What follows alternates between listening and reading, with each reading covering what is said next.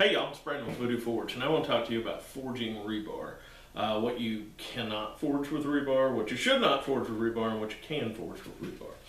There are a couple of schools of thought on this that argue with each other from time to time on the interwebs, and one of them is rebar is the greatest thing in the world. People are forging knives and chisels and tongs and all kinds of things out of rebar. And then there's another camp that hates rebar, doesn't want to see rebar in anything, and doesn't want to hear about rebar, and no matter what you're doing with rebar, they say you're wrong. I kind of fall in the middle.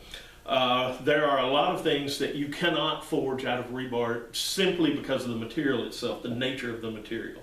It's generally unknown steel quality. Now I know there are some rebars that are manufactured in a very controlled environment and meet very specific requirements, but most rebar is not. Most rebar is the lowest quality steel available because it can be and function its purpose, which is to reinforce concrete.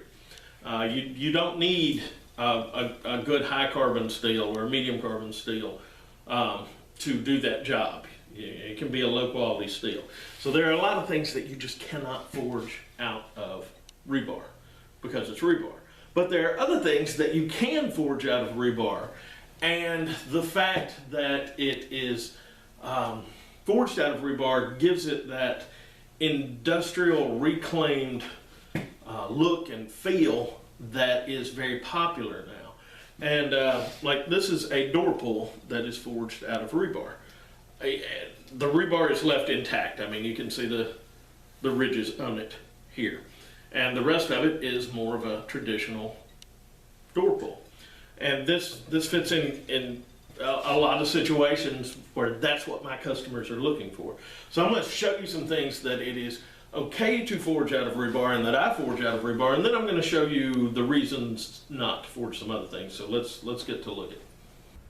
Okay, this is a scroll on one of the bells that I make that's forged out of rebar. And what I like about it is it's a very elegant scroll, but it's coming from this rough rebar into it. And I like that combination of the two. That is something you can do out of rebar. There's not a lot of, there's no danger of anything going wrong forging something like this out of rebar. Okay, this is the gate to one of my chicken runs, and it is forged and fabricated out of rebar. And it's got several little forged elements welded in there, and it's fine on something like this. All of this, nothing here was quenched. Everything was, when it was done, just allowed to cool on its own. So something like this is where you can use rebar as an actual design element in it, and it'll give it a unique look. This is one of the doors on the on one of our rabbit hutches, and it's got elements in there forged out of rebar, and rebar itself becomes part of the design element in something like this because it's, you can look at it, you can tell it's rebar, but it's made into something totally different. Now that is some of the things that I love forging out of rebar. Like I said, it becomes part of a design element in the project because you're taking something that's so industrial or waste looking and turning it into something to some degree that's beautiful. So that rebar excels at things like bottle openers, plant hangers, hooks, things like that. You can incorporate the fact that it's rebar itself into what you're making to make some kind of statement about reclaiming material. I mean, it's in there. It might sound silly, but that's the way that works when you use materials like that. But things that rebar is not good for is like knives. Yeah, you can make a knife-like object out of rebar, but you're never going to be able to get it heat treated to where it's going to be useful. Now, some somebody's liable to do a video or write an article where they did it and they managed to make it happen. Great, it's not going to happen consistently.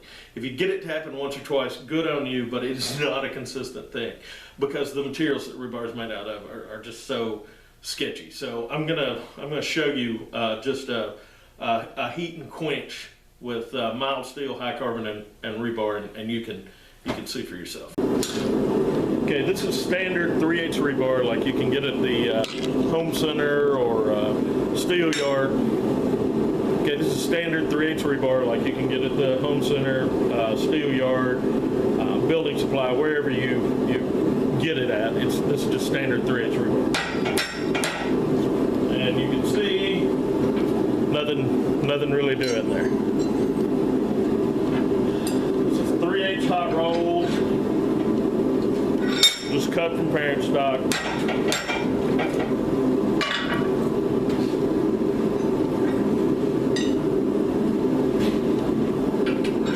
This is a strip of leaf spring. This is high carbon. This is what I use making flint strikers, small center punches, decorative punches, things like that. It's just a little piece of it cut. Now, let's get these warm.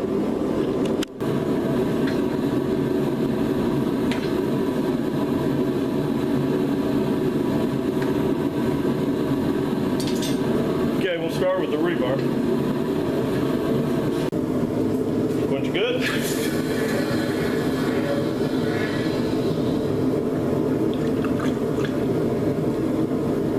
Then we'll grab the medium carbon.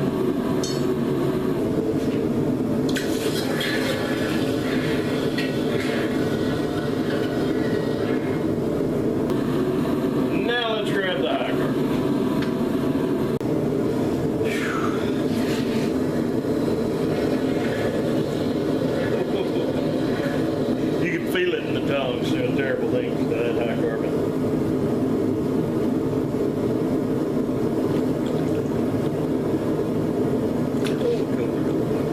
By the way, when you quench things to cool them off, use all the water. Don't just stick it in, move it around.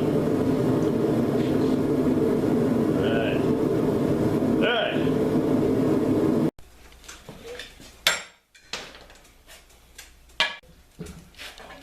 So the mild.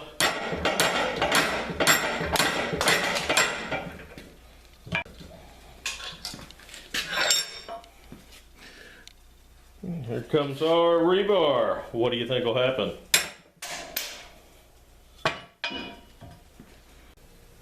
Okay, now that's why you're not going to want to make tongues out of the rebar material. You can see it just snapped, just like that. So what you're going to want to go with is a good mild steel or medium carbon steel. Mild steel is dirt cheap. You can get a 20-foot stick of 1/2 inch for like $12 at the steel yard. I think you save a couple of $3 if you get rebar. Just get mild steel. If you want to use a medium carbon steel, every wrecked car and every junkyard in America has a tire iron in it, and that's a good medium carbon steel. Now, some people might look at this demonstration and reason out, well, it snapped like the high carbon steel. Oh, it is good for knives. No, it's an unknown.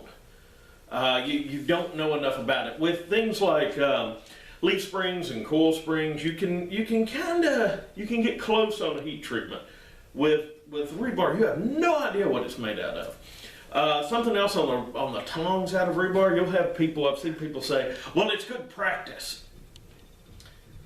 If you're going to go through all the trouble of forging anything, why not make it out of a material that you can, you'll actually have something when you're done forging if you succeed. So just get mild steel. I mean, if you want to forge tongues out of rebar, knock yourself out. It's just not super smart.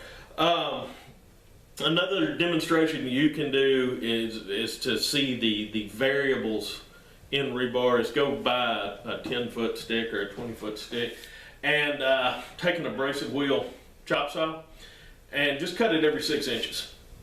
use the pieces for hooks or something, have some project in mind.